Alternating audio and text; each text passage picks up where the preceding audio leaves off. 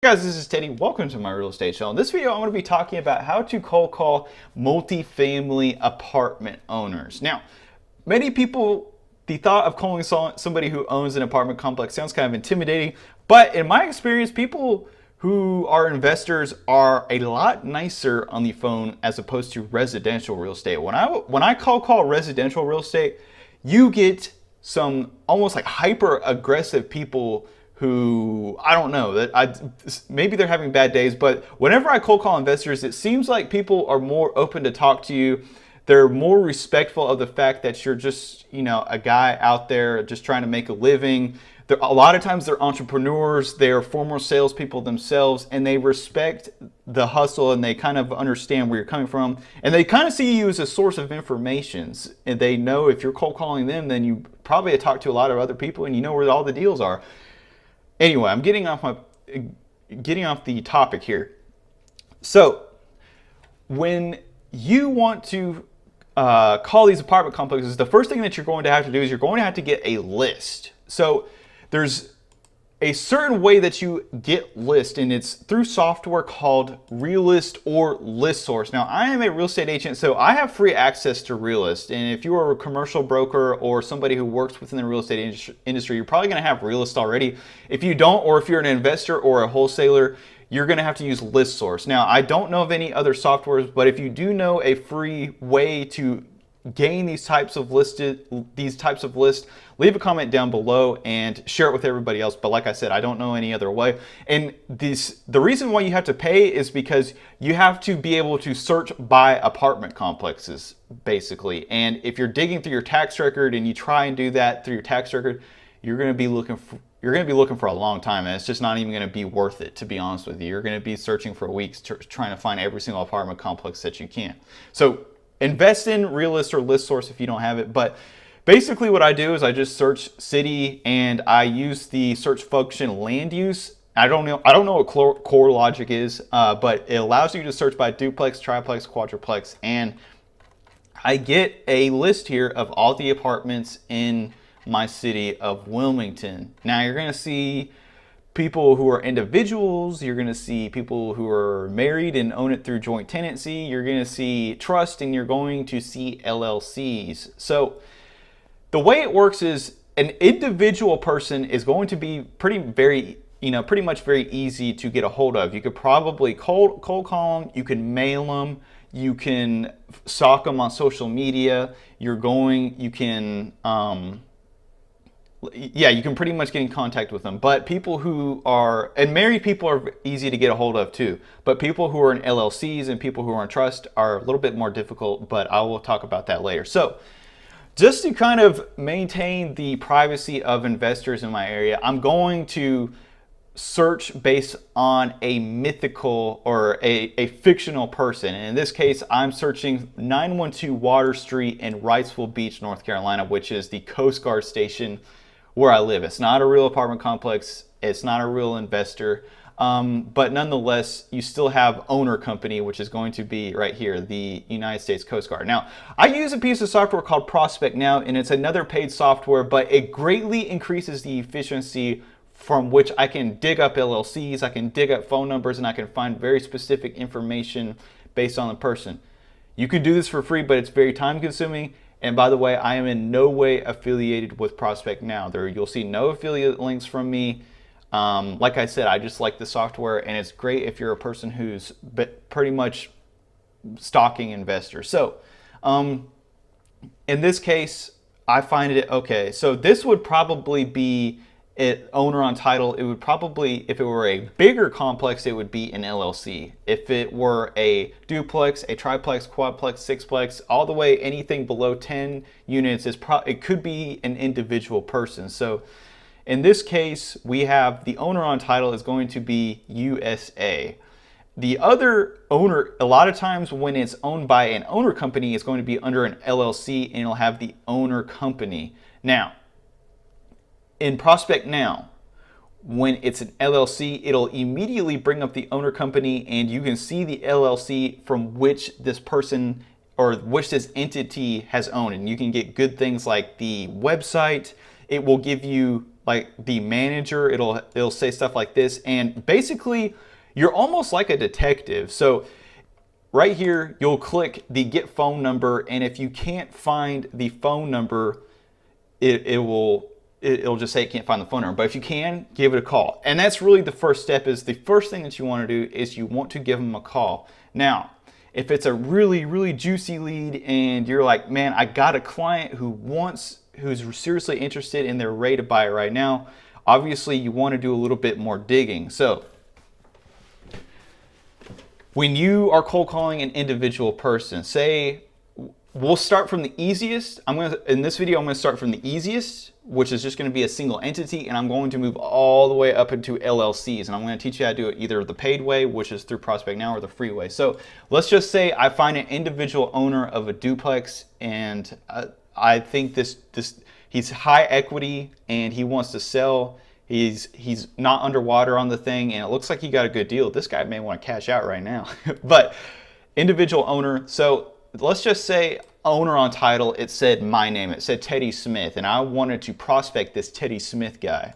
He seems like a good guy to know. So basically what I do is I type in Teddy Smith 910. Now what is a 910? That is the area code followed by a hyphen symbol in my area. And what that 910 and that hyphen symbol is going to do is it's going to try and produce a phone number. So 910, a lot of these numbers are bogus, and I know this simply because this is me. So, oh, okay, yeah, here we go. Got my phone number right there. There's Ted Smith. Now, obviously, if you were prospecting this guy, you were probably going to call all these numbers, and 90% of people would have stopped at number one and been like, oh, that's not the right number. I'm moving on to the next apartment complex. Screw this. But if you are really diligent, you would have cold called me and you would have got me on the line, and I would have said, hell yeah, I want to sell that multifamily. Well, let's sign a listing agreement right now. I hate that complex. But anyway, so let's just say you find one with an LLC, you can't get the phone number, and Prospect Now is not allowing you to search any further. The next thing that you want to do is you're going to type in Secretary of State LLC search. And basically the Secretary of State are the people who are in charge of maintaining all the LLCs in your area. So let's just say we type in Teddy Smith LLC. And people, when you see little, I wouldn't call them rinky-dink, but when you see an LLC that you've never heard of, it's a smaller apartment complex. People hold properties in LLCs when they own a lot of properties so that it spreads the risk around and people can't go over your personal assets. And people who own little baby LLCs are still very easy to get in touch with. And if you go to the Secretary of State site, it will give you a name. And then that's when, if I saw Teddy Smith LLC, the organizer of that LLC would be Teddy Smith. So what am I going to do? I'm going to go, hey, let's see Teddy Smith 910, because I know that he lives in Wilmington, and I'm going to search by the area code. So, oh, boom, let's see. Oh, we got a phone number, and now we'll call through there, and sure enough, I would eventually find the dude. I would eventually get the guy who owns that multifamily apartment complex on the phone. It would just take a little bit of time. So now, as these apartment complexes get bigger, the people that you're going to try and get in touch with are going to be more difficult to find. You're going to be cold calling basically large corporations, hedge funds, people who have hired gatekeepers or receptionists to actually prevent people like you from calling. So how do you do that? It gets a little bit, it's more complicated, but it's not impossible. And to be honest with you, once you start getting into like 100 unit complexes and you better have a buyer. And I wouldn't even try, not unless you were like a superstar commercial agent. You just gotta, I don't know. You're gonna have to meet those people in real life, because even if you don't have a buyer and you're just trying to solicit a listing, you're never gonna get it. And I know that from personal experience, as that sounds. Okay, so let's just say we find you have a buyer. You have somebody under agency. They're approved for, $20 million. They're saying, Teddy, find us a multifamily apartment complex. So we're digging through here. We went through our list. We found this 100-unit apartment complex. It's owned by a huge LLC that actually has a corporate headquarters. It's got the whole 9 yards. You're going to have to employ more strategic tactics, and you're almost going to have to look at like you're trying to hack into the corporation through the phone. You're going to have to use other routes to get in, because if you call the receptionist and you say, hey, can you forward me to the CEO of the company? They're going to say, the CEO of the company is out on lunch right now. Can I take a message? And I know that because I've been through it 100 times. You have to employ other strategies. And the best strategy that I know of is you call the tech support head. And I know this because I used to work in tech support at one time, and every single organization has a 20 to 22-year-old tech support person who is just kind of aloof to the fact that you're a telemarketer. You call them up and you say, hey, can you transfer me to Jeff? And then they're going to look through their directory and they're going to transfer you to Jeff, who's going to be the CEO.